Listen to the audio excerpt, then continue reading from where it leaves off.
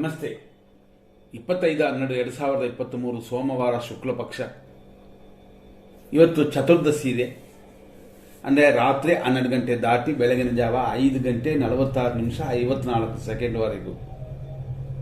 ಆ ನಂತರ ಬರೋದು ಹುಣ್ಣಿಮೆ. ಇವತ್ತು ರೋಹಿಣಿ ನಕ್ಷತ್ರ ಬೆಳಗ್ಗೆಯಿಂದ ರಾತ್ರಿ 9 ಗಂಟೆ 38 ನಿಮಿಷ 47 ಸೆಕೆಂಡ್ವರೆಗಿದೆ. ಆ ನಂತರ ಬರೋದು ಮೃಗಶೀರ್ಷ ನಕ್ಷತ್ರ. ಇವತ್ತಿನ ಯೋಗ ದಿನ ಪೂರ್ತಿ ಅನುಕೂಲ, ಅಂದರೆ ಅಮೃತ, ಸಮೃದ್ಧಿ, ಸಿದ್ಧಿ, ಕಾರ್ಯಸಿದ್ಧಿ ಅಂತ ಇವತ್ತಿನ ಯೋಗಗಳು.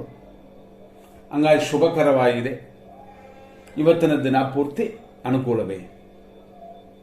ಆದರೂ ಮದುವೆ ಮುಂತಾದ ಕಾರ್ಯಗಳು ಮಾಡೋಕ್ಕೆ ಉಪಯೋಗ ಇಲ್ಲ. ಹುಣ್ಣಿಮೆ ಹಿಂದೆ ಬರುವ ಚತುರ್ದಶಿಯಲ್ಲಿ ಶುಭ ಕಾರ್ಯಗಳೆಲ್ಲ ಮಾಡಬಹುದು, ಮದುವೆ ಒಂದು ಬಿಟ್ಟರೆ. ಆದ್ದರಿಂದ ಇವತ್ತಿನ ದಿನ ಶುಭ ದಿನ. ಅದು ಇವತ್ತೇ ಈ 15 ದಿನಗಳಲ್ಲಿ ಲಾಸ್ಟ್. ಅಂದರೆ ಏನರ್ಥ ಅಂತಂದರೆ, ಕಾಮನ್ ಆಗಿ ನಾವು ನೋಡುವಂಥದ್ದು ಶುಕ್ಲ ಪಕ್ಷದಲ್ಲಿ ಶುಭ ಕಾರ್ಯಗಳು ಮಾಡಬಹುದು ಅಂತ. ಹುಣ್ಣಿಮೆ ಕಳೆದು ಹೋದರೆ ಆಮೇಲೆ ಕರಗುವ ಚಂದ್ರ. ಈ ರೀತಿಯಾದ ಇವತ್ತಿನ ದಿನದಲ್ಲಿ ಸೂರ್ಯೋದಯ 6:39, ರೋಹಿಣಿ ನಕ್ಷತ್ರದ ಪಾದಗಳು. ರೋಹಿಣಿ ನಕ್ಷತ್ರ ಅಂತಂದರೆ 2ನೇ ಪಾದ 6:39ರಿಂದ 9 ಗಂಟೆ 26 ನಿಮಿಷದವರೆಗೂ 2ನೇ ಪಾದ.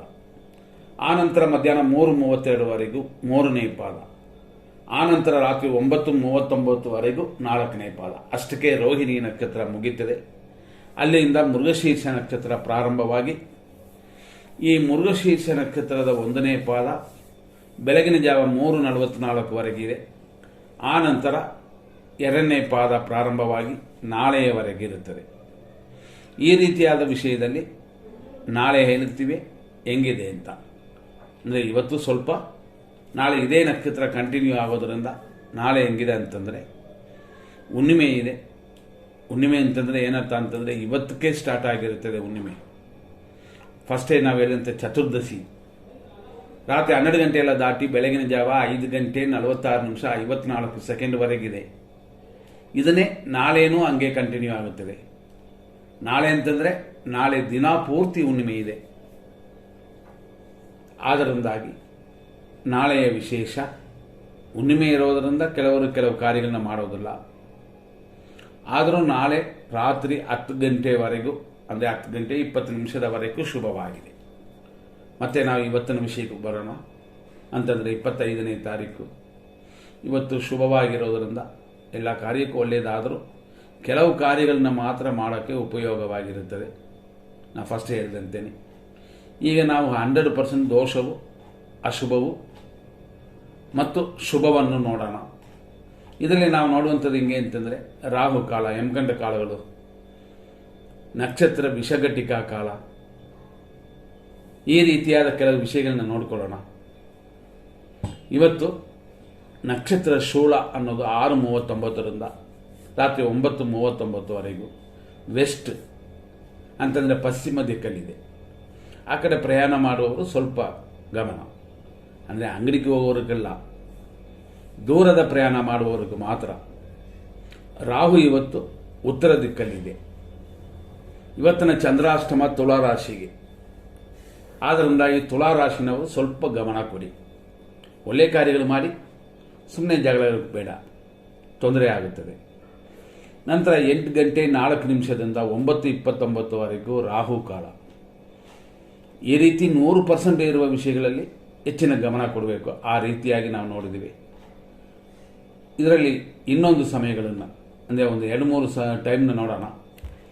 8:04ರಿಂದ 9:29ವರೆಗೂ ರಾಹುಕಾಲ ಅಂತಂದರೆ ಅದರಲ್ಲಿ ಯಾವ ಕಾರ್ಯಗಳು ಮಾಡಬಾರ್ದು.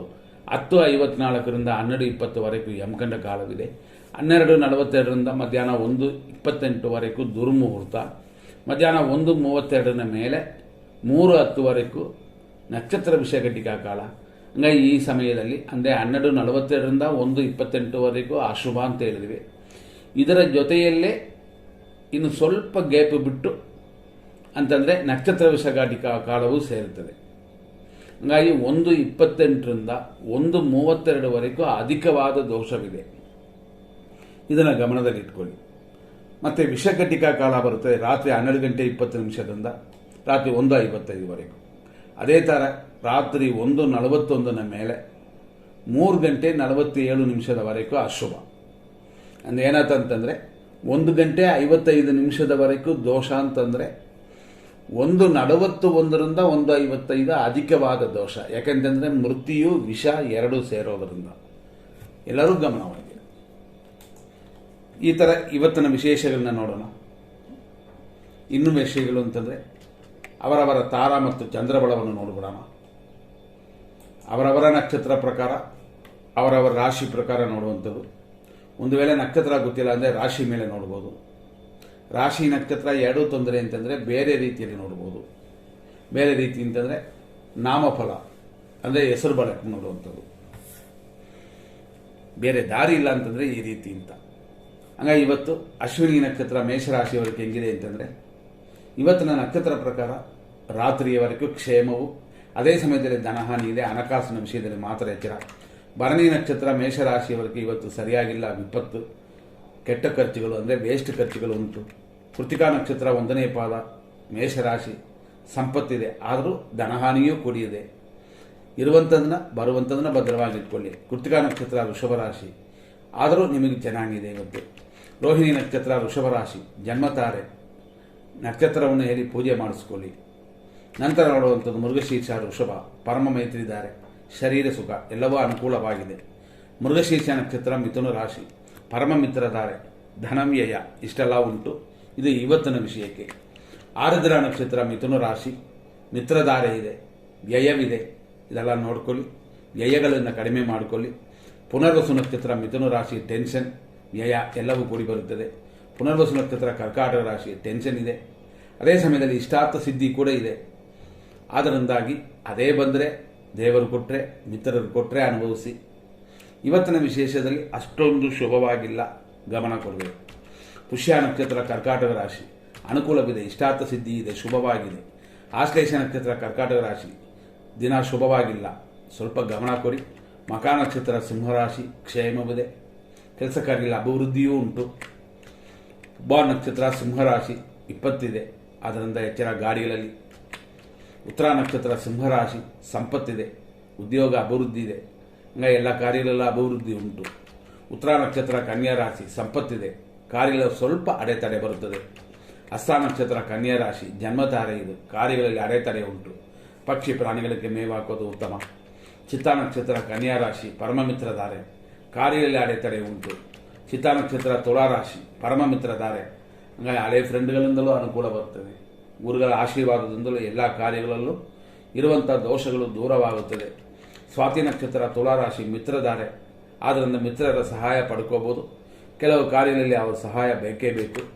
ವಿಶಾಖ ನಕ್ಷತ್ರ ತುಳಾ ರಾಶಿ, ಟೆನ್ಷನ್ ಇದೆ, ರೋಗ ವೃದ್ಧಿಯೂ ಉಂಟು. ವಿಶಾಖ ನಕ್ಷತ್ರ ವೃಶ್ಚಿಕ ರಾಶಿ, ಟೆನ್ಷನ್ ಇದೆ, ಸುಖ ಅಭಿವೃದ್ಧಿ ಕೂಡ ಕೂಡಿ ಬಂದಿದೆ. ಟೆನ್ಷನ್ ಇದ್ದರೂ ಇದರಿಂದ ಸ್ವಲ್ಪ ಅನುಕೂಲ ಬರುತ್ತದೆ ಅಂತ. ನಂತರ ಅನುರಾಧ ನಕ್ಷತ್ರ ವೃಶ್ಚಿಕ ರಾಶಿ, ಅನುಕೂಲವಿದೆ, ಸುಖ ಅಭಿವೃದ್ಧಿಯೂ ಉಂಟು. ಜ್ಯೇಷ್ಠ ನಕ್ಷತ್ರ ವೃಶ್ಚಿಕ ರಾಶಿ, ಪ್ರತ್ಯೇಕ್ತಾರೆ, ಸುಖ ಅಭಿವೃದ್ಧಿ, ಹಾಗಾಗಿ ಇದು ಬರೀ 40% ಮಾತ್ರನೇ ಚೆನ್ನಾಗಿದೆ ಇವತ್ತು. ಮೂಲ ನಕ್ಷತ್ರ ಧನುಸು ರಾಶಿ, ಖಂಡಿತ ಇವತ್ತಿನ ದಿನ ಶುಭಕರವಾಗಿದೆ, ಆರೋಗ್ಯವು ಅನುಕೂಲಕರವಾಗಿ ಆಗುತ್ತದೆ. ಪೂರ್ವಾಷಾಢ ನಕ್ಷತ್ರ ಧನುಸು ರಾಶಿ, ವಿಪತ್ತು ಉಂಟು. ಅದೇ ಸಮಯದಲ್ಲಿ ಶತ್ರುನಾಶವೂ ಕೂಡ ಇದೆ, ವಿಪತ್ತನ್ನು ಅವಾಯ್ಡ್ ಮಾಡಿ. ಪಕ್ಷಿ ಪ್ರಾಣಿಗಳಿಂದಲೂ ತೊಂದರೆ ಬರುತ್ತದೆ ಅಂತಿದೆ, ಇದು ದೋಷ ಅಂತ. ನಂತರ ನೋಡುವಂಥದ್ದು ಉತ್ತರಾಷಾಢ ಧನುಸು ರಾಶಿ, 1ನೇ ಪಾದ, ಸಂಪತ್ತಿದೆ ನಿಮಗೆ, ಶತ್ರು ತೊಂದರೆಯೂ ಇಲ್ಲ, ಶತ್ರು ಕಾಟ ಇಲ್ಲ ಅಂತಂದರೆ ಅಭಿವೃದ್ಧಿನೇ ಖಂಡಿತ ಇರುತ್ತೆ ಅಂತ. ಉತ್ತರಾಷಾಢ ನಕ್ಷತ್ರ ಆದರೆ ಮಕರ ರಾಶಿ, 2, 3, 4ನೇ ಪಾದಗಳು, ಸಂಪತ್ತಿದೆ, ಸ್ವಲ್ಪ ಕಾರ್ಯ ವಿಘ್ನ ಉಂಟು. ಶ್ರವಣ ನಕ್ಷತ್ರ ಮಕರ ರಾಶಿ, ಕಾರ್ಯ ವಿಘ್ನ, ಜನ್ಮತಾರೆ, ದಿನ ಅಷ್ಟೊಂದು ಸರಿಯಾಗಿಲ್ಲ, ಶಾಂತ ಸ್ವರೂಪಿಯಾಗಿರುವಂಥದ್ದು ಉತ್ತಮ. ಮೌನವೇ ಅಧಿಕವಾದ ಸುಖವನ್ನು ಕೊಡುತ್ತದೆ. ಧನಿಷ್ಠ ನಕ್ಷತ್ರ ಮಕರ ರಾಶಿ, ಪರಮ ಮಿತ್ರಧಾರೆ, ಕಾರ್ಯ ವಿಘ್ನಗಳೆಲ್ಲ ಉಂಟು. ಧನಿಷ್ಠ ನಕ್ಷತ್ರ ಕುಂಭರಾಶಿ, ಪರಮ ಮಿತ್ರಧಾರೆಯು ರೋಗ ಭಯವೂ ಉಂಟು, ಆದ್ದರಿಂದ ಆರೋಗ್ಯದ ವಿಷಯದಲ್ಲಿ ಹೆಚ್ಚಿನ ಗಮನ ಕೊಡಿ. ಶತಭಿಷ ನಕ್ಷತ್ರ ಕುಂಭರಾಶಿ, ನಿಮಗೆ ಈ ದಿನದಲ್ಲಿ ಮಿತ್ರಧಾರೆ ಇದೆ, ಆರೋಗ್ಯ ಸ್ವಲ್ಪ ನೋಡಿಕೊಳ್ಳಿ, ಪರವಾಗಿಲ್ಲ. ಪೂರ್ವ ಭಾದ್ರಪದ ನಕ್ಷತ್ರ ಕುಂಭರಾಶಿ, 1, 2 ಮತ್ತು 3ನೇ ಪಾದಗಳಲ್ಲಿ ಹುಟ್ಟಿದವರಿಗೆ ಟೆನ್ಷನ್ ಇದೆ, ರೋಗ ಭಯವಿದೆ, ಅಷ್ಟೊಂದು ಚೆನ್ನಾಗಿಲ್ಲ. ದಿನ ಕೇರ್ ತಗೊಳ್ಳಿ. ಕೇರ್ ತಗೊಂಡ್ರೆ ಎಲ್ಲ ದೋಷಗಳು ದೂರವಾಗುತ್ತದೆ. ಪೂರ್ವ ಭಾದ್ರಪದ ನಕ್ಷತ್ರ ಮೀನರಾಶಿ ಖಂಡಿತ ದಿನ ಉತ್ತಮವಾಗಿಲ್ಲ, ಇದರಲ್ಲಿ ಗಮನ ಕೊಡಿ. ಉತ್ತರ ಭಾದ್ರಪದ ನಕ್ಷತ್ರ ಮೀನರಾಶಿ ಅನುಕೂಲ, ದ್ರವ್ಯ ಲಾಭ, ಉತ್ತಮ ದಿನವಾಗಿದೆ. ನಿಮ್ಮ ಕಾರ್ಯಗಳನ್ನು ಇವತ್ತು ಮಾಡಿ. ರೇವತಿ ನಕ್ಷತ್ರ ಮೀನರಾಶಿ ಪ್ರತಿಯಕ್ತಾರೆ, ಆದರೂ ಲಾಭವಿದೆ. ಎಲ್ಲ ದೋಷಗಳು ದೂರವಾಗುವ ದಿನವಿದು.